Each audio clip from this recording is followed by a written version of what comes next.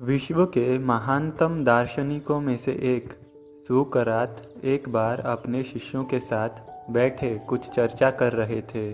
तभी वहाँ अजीबोगरीब वस्त्र पहने एक ज्योतिषी आ पहुँचा। वो सबका ध्यान अपनी ओर आकर्षित करते हुए बोला, मैं ज्ञानी हूँ। मैं किसी का भी चेहरा देखकर उसका चरित्र बता सकता हूँ। बताओ, तुम में से कौन मेरी इस विद्या को परखना चाहेगा? शिष्य सुकरात की तरफ देखने लगे। सुकरात ने उस ज्योतिषी से अपने बारे में बताने के लिए कहा। अब वो ज्योतिषी उन्हें ध्यान से देखने लगा। सुकरात बहुत बड़े ज्ञानी तो थे, लेकिन देखने में बड़े सामान्य थे। ज्योतिषी उन्हें कुछ देर निहारने के बाद बोला, तुम्हारे चेहरे की बनावट बताती है कि तुम सत्ता के विरोधी हो। तुम्हारे अंदर द्रोह करने की भावना प्रबल है। तुम्हारी आंखों के बीच पड़ी सिकुड़न तुम्हारे अत्यंत क्रोधी होने का प्रमाण देती है। ज्योतिषी ने अभी इतना ही कहा था कि वहाँ बैठे शिष्य अपने गुरु के बारे में ये बातें सुनकर गुस्से में आ गए और उस ज्योतिषी को तुरंत वहाँ से जाने के लिए कहा।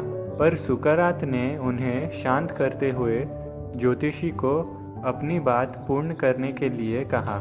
ज्योतिषी बोला, तुम्हारा बेडोल सिर और माथे से पता चलता है कि तुम एक लालची व्यक्ति हो और तुम्हारी ठुड्डी की बनावट तुम्हारे सनकी होने के तरफ इशारा करती है। इतना सुनकर शिष्य और भी क्रोधित हो गए, पर इसके उलट सुकरात प्रसन्न हो गए और ज्योतिषी को इनाम देकर विदा किया। शिष्य सुकरात के इस व्यवहार से आश्चर्य में पड़ गए और उनसे पूछा, गुरुजी, आपने इस ज्योतिषी को इनाम क्यों दिया, जबकि उसने जो कुछ भी कहा वो सब गलत है? सुकरात ने कहा, नहीं पुत्रों, ज्योतिषी ने जो कुछ भी कहा वो सब सच है। उसके बताए सारे दोष मुझ में हैं। मुझे लालच है, क्रोध है, और उसने जो कुछ भी कहा वो सब है। पर वो एक बहुत ज़रूरी बात बताना भूल गया।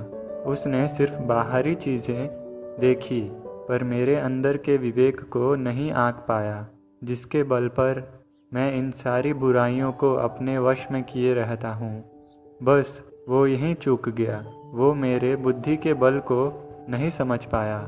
सुकरात ने अपनी बात पूर्ण की। मित्रों, यह प्रेरक प्रसंग बताता है कि बड़े से बड़े इंसान में भी कमियां हो सकती है, पर यदि हम अपनी बुद्धि का प्रयोग करें तो सुकरात की तरह ही उन कमियों से पार पा सकते हैं।